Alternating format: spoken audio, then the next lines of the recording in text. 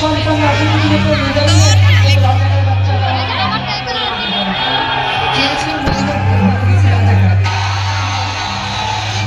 Internet বন্ধ করতে বাধ্য হই, কখনো ইন্টারনেট সাধারণ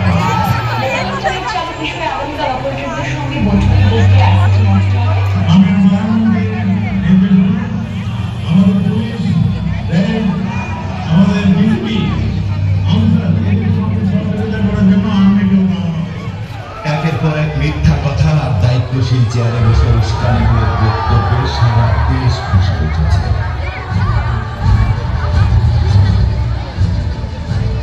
শিশু, বৃদ্ধ, নারী, পুরুষ সবাই রাস্তায় চলে এসেছে। তাজা প্রাণ কেড়ে নেওয়া থেকে উত্থিত শোকে কাতরাচ্ছে সবাই।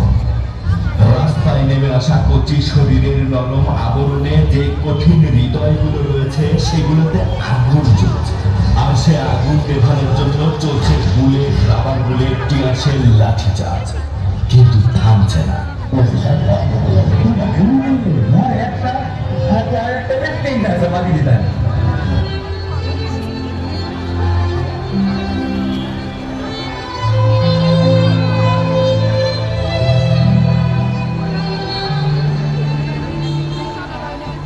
চব্বিশের গণজোয়ার ঠেকাতে সারা দেশে পুলিশের ভূমিকা ছিল সবচেয়ে কলুষিত। বগুড়া তার থেকে আলাদা নয়।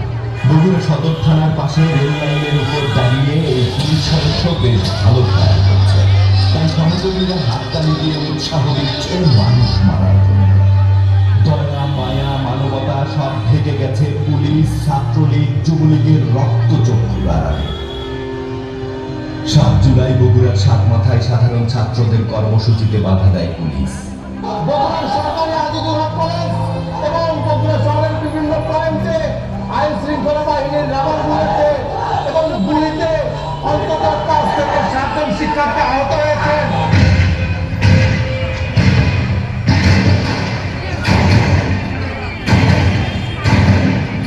পরে আজিজুল হক কলেজে বিক্ষোভ শেষ হলেও ৮ তারিখ দাঁড়াতে দেয়নি শহরের প্রাণ কেন্দ্রে। তারপর ১২ ও ১৩ জুলাই পর্যন্ত সাতমাথায় কর্মসূচি সফল হয়েছে ঠিকই, তবে বাড়ি ফেরার পথে পড়তে হয়েছে ছাত্রলীগ, যুবলীগের রোষানলে। তারপর ধীরে ধীরে বাড়তে থাকে আন্দোলনের তেজ। ছাত্রদের সাথে যোগ দিতে থাকে বিভিন্ন শ্রেণী পেশার মানুষ। ১৬ জুলাই থেকে শহরের গুরুত্বপূর্ণ জায়গাগুলোর দখল নিতে শুরু করে ছাত্র জনতা। তাদের ছত্রভঙ্গ করতে সারা শহর টিয়ার গ্যাসে ঢেকে রেখেছে পুলিশ বাহিনী। বৃষ্টির মতো গুলি, রাবার বুলেট, সাউন্ড গ্রেনেড উপেক্ষা করে ছাত্র জনতা রাজপথে শক্ত হাতে লড়াই করছে অধিকার আদায়ের জন্য। এই আন্দোলনে বগুড়ায় প্রাণ ঝরতে শুরু করে ১৯ তারিখ থেকে। ১৬ বছর বয়সী সিয়াম শুভ্র নিহত হয় নিজ এলাকা সৌজগাড়িতে। মায়ের আফসোস, ছেলে মৃত্যু ৫ মিনিট আগে ভাত খেতে চেয়েছিলেন, বাড়িতে রান্না হয়নি, তাই ক্ষুধা পেটেই দুনিয়া ছেড়েছে সিয়াম। বগুড়ায় ছাত্র জনতার আন্দোলনে শহীদ হওয়া ১৬ জনের মধ্যে ৪ জনই শিশু কিশোর। তাদের মধ্যে সবচেয়ে কম বয়সী জুনাইর ইসলাম রাতুল। ৫ আগস্ট গুলিবিদ্ধ হয়ে চিকিৎসাধীন অবস্থায় ৪৮ দিন পর হেরে যায় জীবন যুদ্ধে। সূর্যের রহমান মেডিকেল হাসপাতাল, Dhaka neuro science. Dhaka neuro science ৪৮ দিনের মতো সে স্বাভাবিক।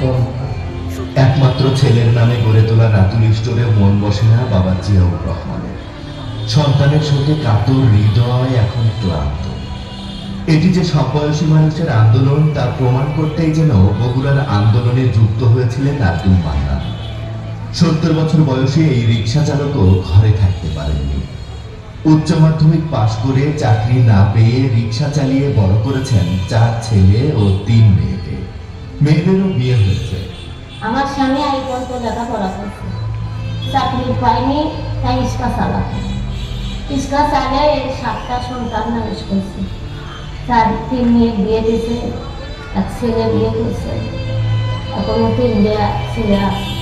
তার পরিবারের দায়িত্ব চুকিয়ে তাই প্রাণ উৎসর্গ করেছেন দেশের মানুষের জন্য। সন্তানের মুখের এই মায়ামাখা হাসি দেখে যেতে পারেননি কমলতী খা।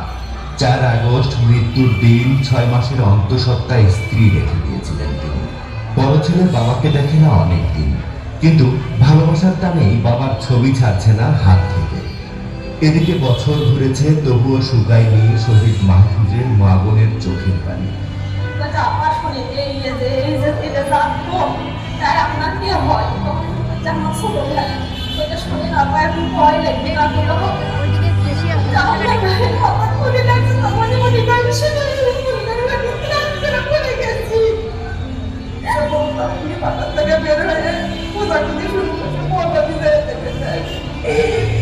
ময়না পাওয়া গেছে সারা রাত ধরে খুঁজে খুঁজে ময়না সারা ঢাকা থেকে খুঁজে পাওয়া যাবে নাকি পরের দিকে রাতটার দিকে পাওয়া গেছে তারপর দিন মৃত্যুদেহ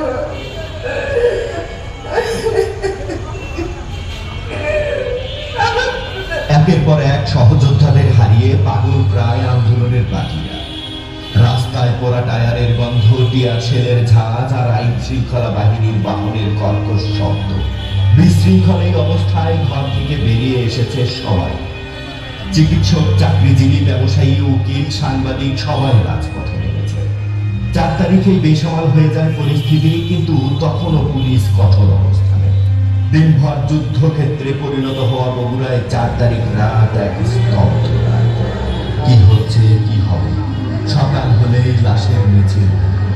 তবু কেউ কারো নির্দেশের অপেক্ষায়, যার যার মতো বিক্ষুব্ধ হয়ে উঠেছে সবাই। আকাশে মেঘ আর অন্ধকারাচ্ছন্ন শহরে বৃষ্টি দিয়ে শুরু হয় 5 তারিখের সকাল। বৃষ্টির পর আন্দোলন বেগ পেতেই কানাকানি শুরু হয় হাসিনা পালানো। ধীরে ধীরে জয়ের আনন্দ ছড়িয়ে পড়ে শহর, বন্দর সবখানে। সাধারণ মানুষ বিজয় উল্লাসে মেতে ওঠে দলে দলে। জনসমুদ্র হয়ে ওঠে বগুড়া শহরের প্রাণকেন্দ্র সাতমাথা। নতুন বাংলাদেশে শ্বাস নিতে শুরু করে মুক্তিকামী লক্ষ লক্ষ মানুষ। সুখী, সমৃদ্ধ, শান্তিপূর্ণ এক বাংলাদেশ দেখার অপেক্ষা শুরু করল বীর বাংলা।